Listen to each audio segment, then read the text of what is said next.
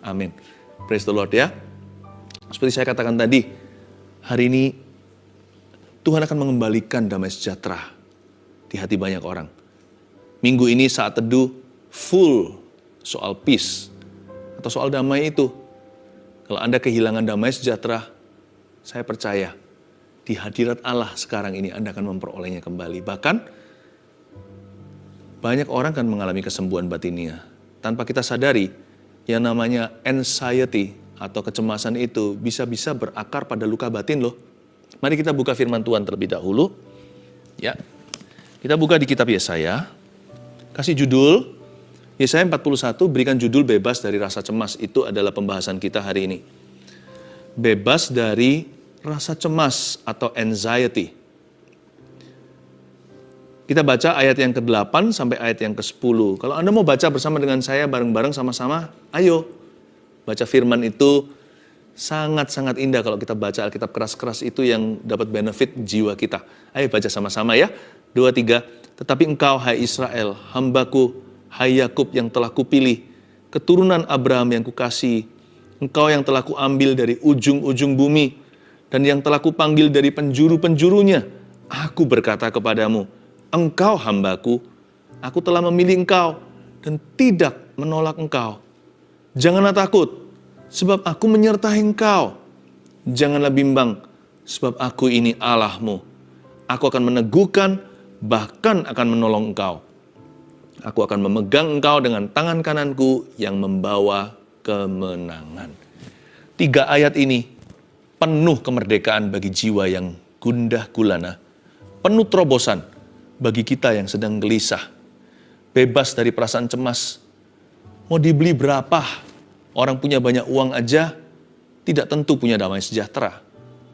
Jadi kita nggak usah kejar yang namanya happy. Bahagia itu nggak usah dicari. Kalau ada damai, pasti ada kebahagiaan. Kalau kita bisa bebas dari anxiety atau rasa cemas di hati, yang terdiri dari 1001 perasaan takut, khawatir, tertuduh. Kalau kita bisa bebas dari itu, kebahagiaan nggak jauh. Orang itu beli pakai segala sesuatu untuk membeli happiness. Mereka tidak menemukannya. Sedangkan di dalam firman sudah disediakan dan Yesus sudah membelinya secara lunas di Kalvari. Mari kita menembus awan kelabu. Awan stres kita itu ditembus. Pandang kemuliaan-Mu, pandang kemuliaan Tuhan, pandang kepada Tuhan. Ayat 8, tetapi engkau hai Israel hambaku. Ini firman Tuhan kepada Israel yang lagi mengalami depresi berat. Hai Yakub yang telah kupilih, keturunan Abraham yang kukasihi. Ayat 8 ini indah sekali ya. Tuhan itu sedang mengayomi umatnya yang sedang sedih. Mereka itu bangsa yang lagi susah hati. Seperti ibu pertiwi yang sedang menangis sendiri. Nah, bangsa Israel sedang mengalami banyak sekali masalah di dalam sejarah mereka. Tak terkecuali di zaman Yesaya, dan Yesaya sebagai nabi meneruskan firman kehidupan. You know that Jesus has the word of life. Yesus itu punya firman kehidupan atau firman yang menghidupkan. Kalau dia berfirman, segala sesuatu akan berubah. Percayalah. Yang namanya badai taufan pun bisa tenang kembali. Danau itu bisa kalem lagi. Bagi Yesus tidak ada yang mustahil. Tetapi engkau hai Israel hambaku, demikian firman Tuhan. Kepada Israel dan kepada kita juga. Hai Yakub yang telah kupilih, keturunan Abraham yang kukasihi. Coba garis bawahi, hai Yakub yang telah kupilih. Yakub ini hidupnya nggak gampang ya. Diusir dari rumah, ya memang sih ada salahnya.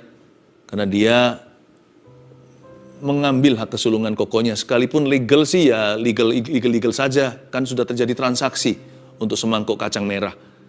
Tapi Yakub pergi sebatang kara.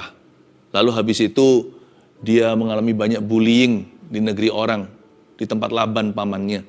Ditipu berkali-kali ini itu. Ketakutan gak hanya sekali, dia akan ketemu dengan kokonya nanti. Wah, itu ngeri. Lalu dia gelut sama Tuhan di pulau sendiri. Anda tahu kan ceritanya Yakub? Dari antara semua patriarchs atau tua-tua Israel, Abraham, Ishak, Yakub, Yusuf termasuklah. Yakub ini yang paling gejolak. Hidupnya itu paling gak tenang. Yusuf juga sih, semua masing-masing ada. Tapi Yakub ini yang paling, yang paling tidak mudah untuk diatur. Makanya itu di Yesaya berkali-kali Tuhan bernubuat lewat mulut Nabi, hai kamu, si ulat Israel, si cacing Yakub, dari antara semua bapak-bapak Israel ini, Yakub kayaknya yang paling gak layak, paling banyak dosanya, paling banyak kekurangannya, paling menyolok kelemahannya. Ishak kan baik-baik saja kan gak dia membuat gejolak apa. Abraham kan fine-fine saja kecuali Hagar. Yusuf malah gak salah, innocent orang itu. Memang susah sih. Tapi Yakub ini yang paling unworthy. Tapi Tuhan bisa ngomong begini, hai Yakub yang telah kupilih. Sebenarnya rasa cemas kita itu, kalau kita diteropong oleh secara rohani, bisa-bisa akarnya adalah kita itu nggak tahu tujuan hidup kita. Deep down inside, the root of anxiety could be, akar daripada perasaan cemas itu bisa-bisa karena hidup kita itu nggak punya purpose. Pertanyaan ini loh, why am I here? Kenapa aku ada di sini itu nggak terjawab sama sekali. Bisa jadi karena kita itu nggak punya tujuan hidup, kita belum menemukannya. Alias jiwa kita tuh penasaran. Lalu belum lagi dihinggapi dosa, kelemahan, musibah kehidupan seperti Yakub. Wah, kita semakin kehilangan kendali atas diri sendiri. Cemas itu menjadi-jadi. Makanya itu ayat 8 ini di kalimat hai Yakub yang telah kupilih itu adalah obat manjur nomor 1. Tulis poin pertama. Kita bisa bebas dari rasa cemas. Jikalau kita tahu bahwa kita dipilih untuk mengenal Dia. Tulis itu, tahu kita dipilih untuk mengenal Dia. Kalau kita tahu tujuan hidup kita, oh iya ya, aku bisa jadi anak haram kata dunia. Papa mamaku dulu belum nikah, lalu mama mengandung saya. Apapun juga caramu, metodemu datang ke dunia ini, orang bilang kecelakaan kayak atau apa. Apapun dosamu, apapun dosa kita ya, segala macam musibah, keapesan, all the misfortunes atau kejadian-kejadian yang seolah-olah membuat hidup kita itu berat.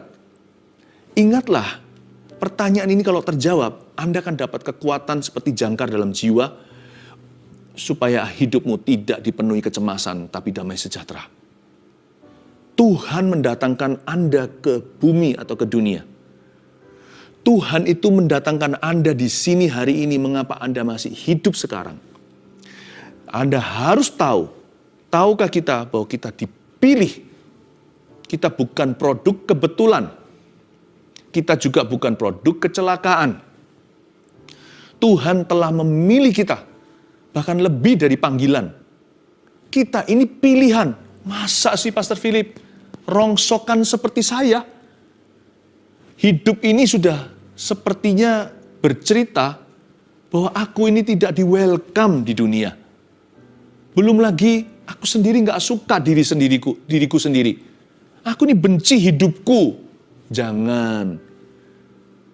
Seterpuruk apapun kondisimu, emas murni itu gak pernah berubah. Mau emas batangan 24 karat 1 kilo itu di dalam mulut hewan atau di dalam kotoran binatang, mau jatuh ke selokan, dia punya value atau nilai, tidak berubah. 1 gram sesuai harga pasaran hari ini, tidak bisa diganti. Tinggal dibersihkan aja dari kotoran binatang itu. Tinggal dicuci, kinclong lagi, atau bersinar kembali. Your basic value cannot change. Nilai dasarmu tidak bisa berubah.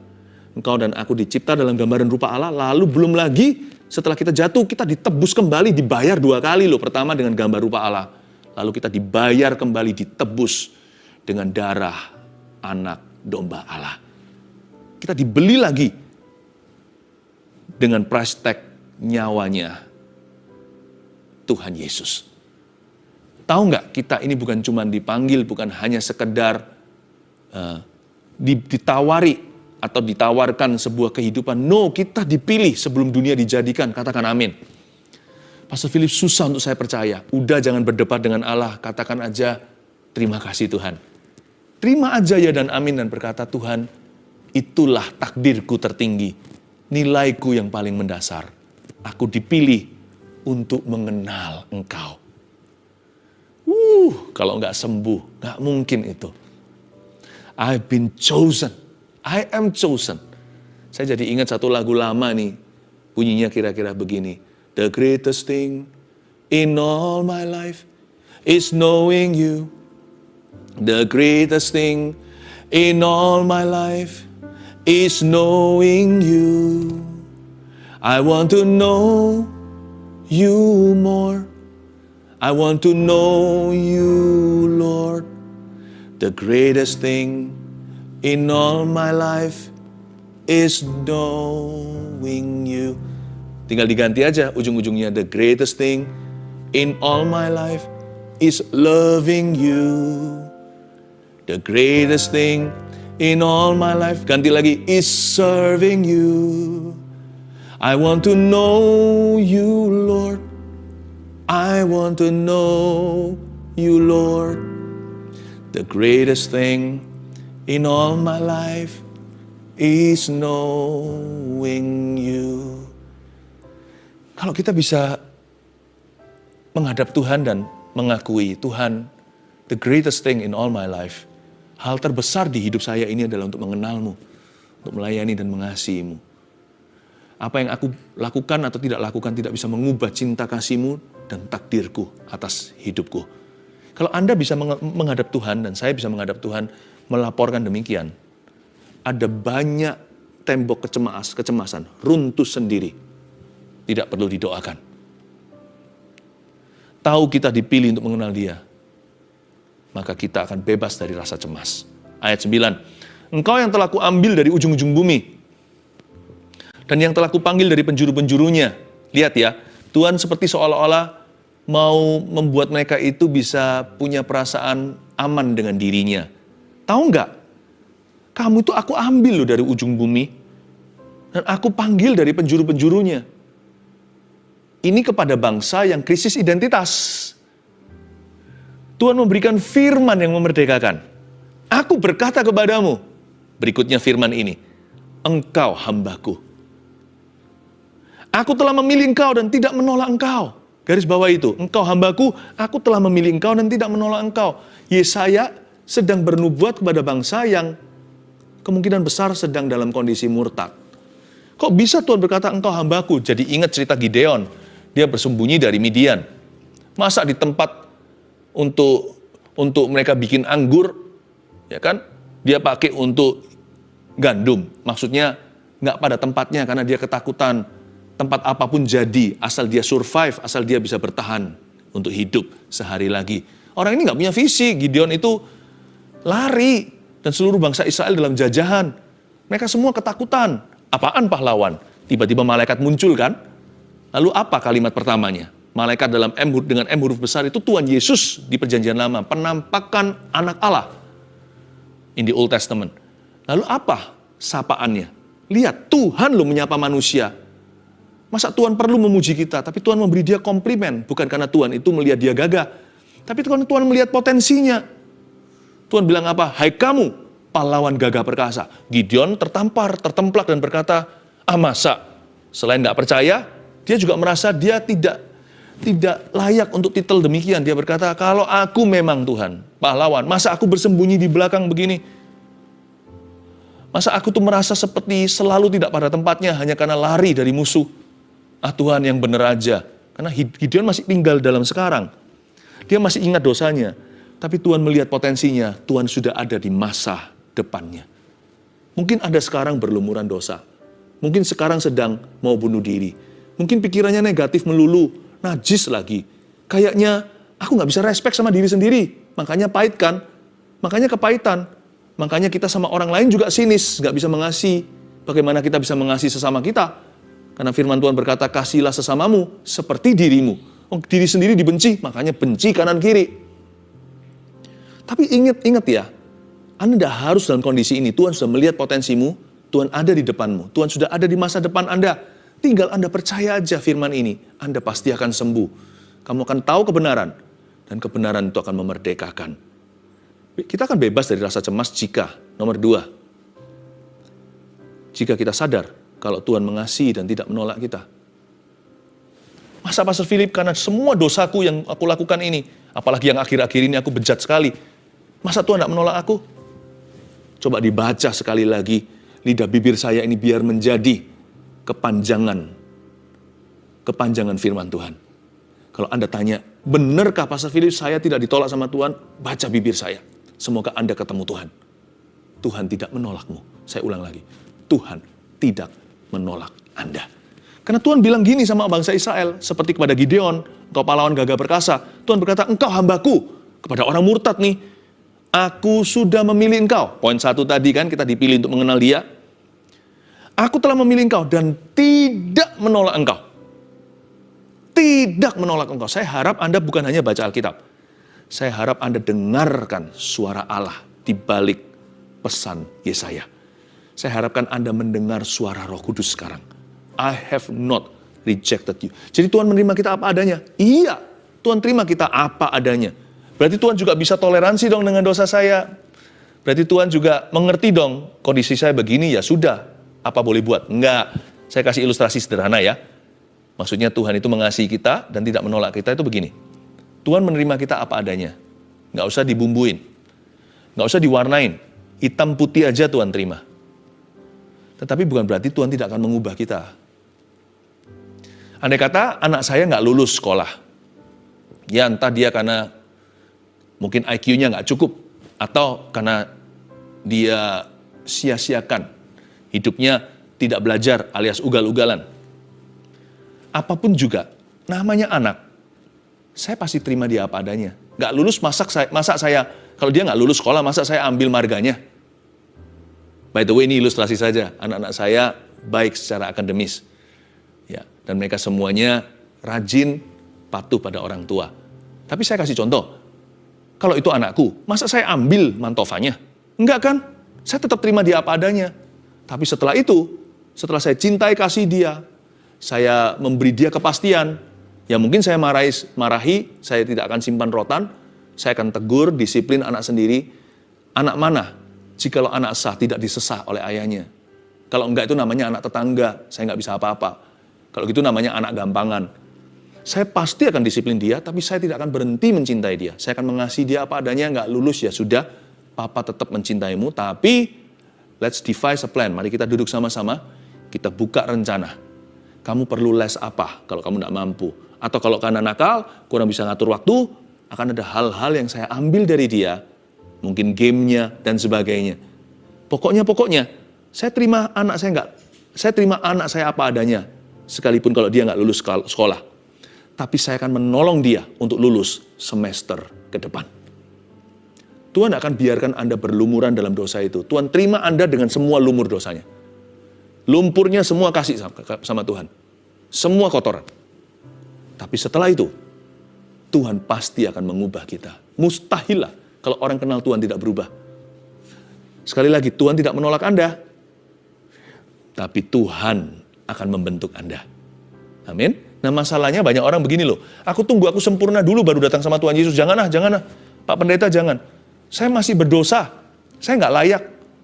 Loh ayo layani Tuhan. Loh ayo, sini kembali kepada Tuhan Yesus. Bertobat dari dosa-dosanya. Aku belum layak. Bagaimana bisa melayani Tuhan? Aku belum, rasanya aku ini masih jauh. Aku masih jatuh bangun. Nanti aja layani Kristus. Bukannya kalau jatuh bangun justru butuh Kristus. Bukannya karena kita nggak layak itu justru harus datang pada Tuhan. Banyakan orang itu begini. Mau pembentukan Tuhan dulu. Baru kemudian proposal pengampunan. Salah. Datang sama Tuhan apa adanya. Tahu bahwa dia tidak menolak Anda, sadari betapa besar kasih-Nya. Lalu setelah itu, biarkan Tuhan menuntun hidupmu. Saya yakin Tuhan akan mengubah kebiasaan buruk kita. Amin. Banyak orang carinya ini dulu, pembentukannya. Tunggu Tuhan bentuk dulu. Gimana Tuhan bisa bentuk Anda kalau Anda tidak berdamai dengan dia dulu, masa Tuhan maksa? Anda harus berdamai dulu, baru Tuhan bentuk. Kita maunya sempurna tanpa Tuhan, mana bisa? Atau sempurna dengan Tuhan, tapi nggak mau datang ke Tuhan dulu. Suruh Tuhan bentuk kita sekarang dalam kondisi dosa. Nggak mau bertobat, nggak mau kembali kepadanya.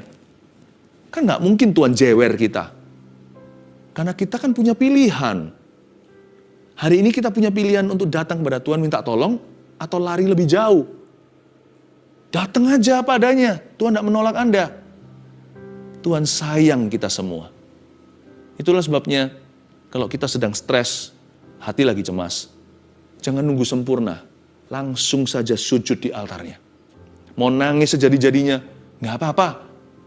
Mau muka penuh dengan liur, sudah sungguh-sungguh nggak tahan lagi Tuhan, aku nggak bisa, I cannot bear this life, aku udah nggak tahan dengan hidup ini. Tapi curahkan hati ke kaki Tuhan. Datang saja. Sebab dia tidak pernah menolak siapapun yang datang kepadanya. Kapanpun mereka datang kepadanya. Saya ulang, Tuhan Yesus telah berjanji dalam firman berkali-kali bahwa dia tidak akan menolak siapapun yang datang kepadanya. Dan kapanpun atau bila mana mereka datang kepadanya. Malam hari Nikodemus diterima sama Tuhan Yesus. Penyamun itu datang gak tepat waktu, last minutean gitu, Yesus sendiri sedang sengsara kok. Kalau Yesus baik-baik kan enak kita minta. Dari 5 roti 2 ikan kita makan. Tapi Yesus sendiri sedang digantung di kayu salib kok. Yesus gak menolaknya, diajak ke Firdaus. Siapa lagi yang datang ke Tuhan? Murid-muridnya usir-usir. Yesus berkata, yang seperti ini yang empunya kerajaan sorga. Anak kecil itu kan, sama rasul-rasul murid-murid Yesus, pergi-pergi kamu mengganggu. Yesus gak pernah tolak usia mereka, orang berdosa. Bahkan yang kesetanan legion itu disembuhkan sama Tuhan. Apalagi wanita yang diam-diam pegang Yesus ketika dia pendarahan 12 tahun itu. Padahal memegang itu berarti dia menajiskan orang lain.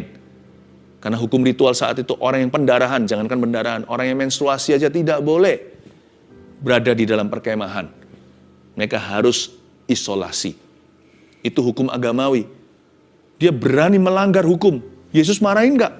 Malah Yesus Kristus luruskan. Siapa jamaahku? Lalu sembuhkan. Dan kasih dia pesan. Tinggallah dalam kesembuhan itu. Imanmu menyembuhkanmu. Siapa lagi? Coba pikirkan. Orang yang paling jahat, paling jahanam. Pemungut cukai. Sampai Yesus itu difitnah atau dikata-katain. Dia adalah sahabat orang berdosa karena dia makan bersama dengan pemungut cukai itu. Dia makan dengan orang-orang berdosa. Seorang pelacur atau seorang wanita yang tidak beres, nggak benar.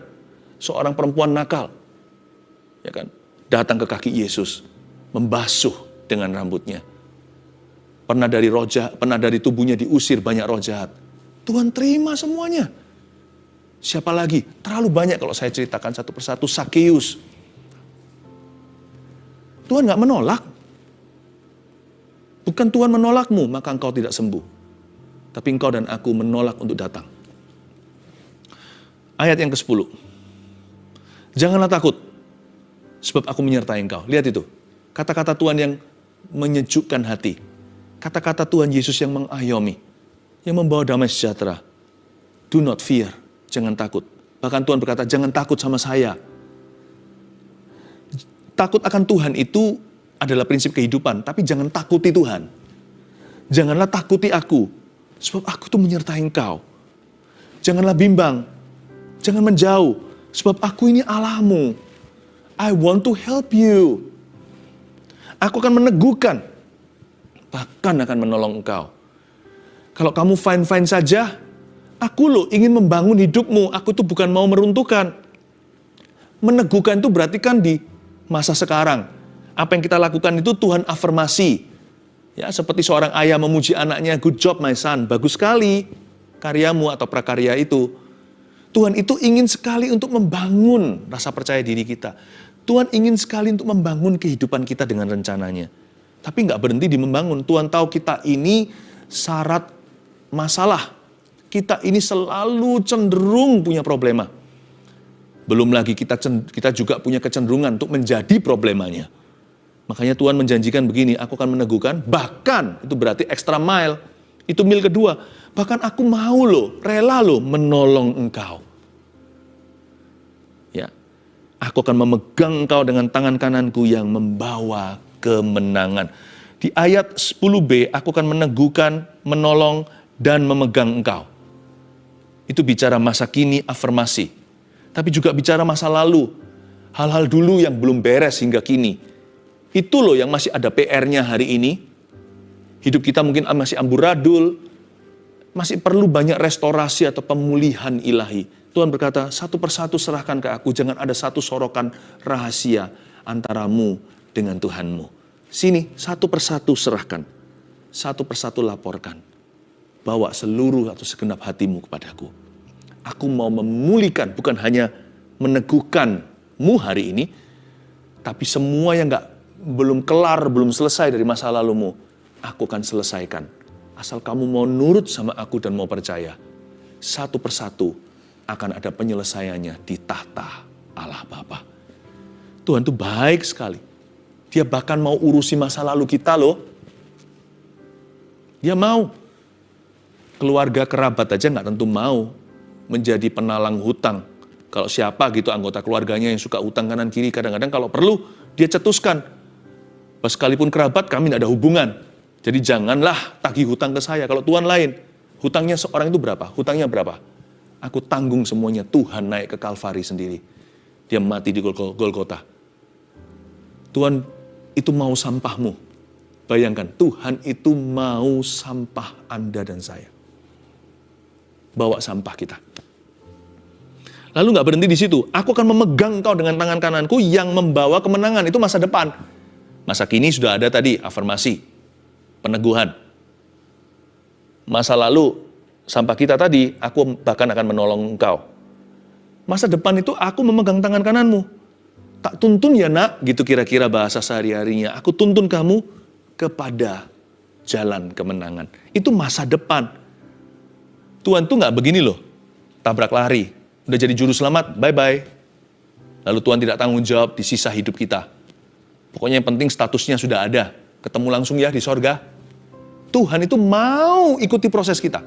Tuhan bukan hanya mau sampah kita, Tuhan mau proses kita. Dari sekarang sampai seterusnya, Tuhan rela berjalan dengan orang bermasalah seperti Anda dan saya. Kenapa? Tuhan kok begitu pede percaya diri ya? Padahal kita sendiri loh nggak tahu loh, kita masih ragu apakah aku bisa sampai sono, sampai ke sana itu selamat. Selamat aja udah kamsyah. Apakah aku bisa menang gilang gemilang? Apakah aku bisa setia sampai akhirnya mendapat mahkota? Tapi Tuhan itu begitu confident. Karena Tuhan tahu bahwa Tuhan pasti akan memberi kita kemenangan. Tuhan berniat hati. Yesus nggak pernah gagal. Dia tak pernah gagal karena dia adalah Allah. Yang ketiga, kita bisa bebas dari rasa cemas. Kalau masa depan kita itu nanti, kita lihat Tuhan. Maksudnya begini, jika kita percaya, Tuhan membawa kemenangan pada akhirnya. Orang itu rasa cemas karena nggak ada kepastian kan? Kenapa nggak ada kepastian? Karena dia lihat diri sendiri.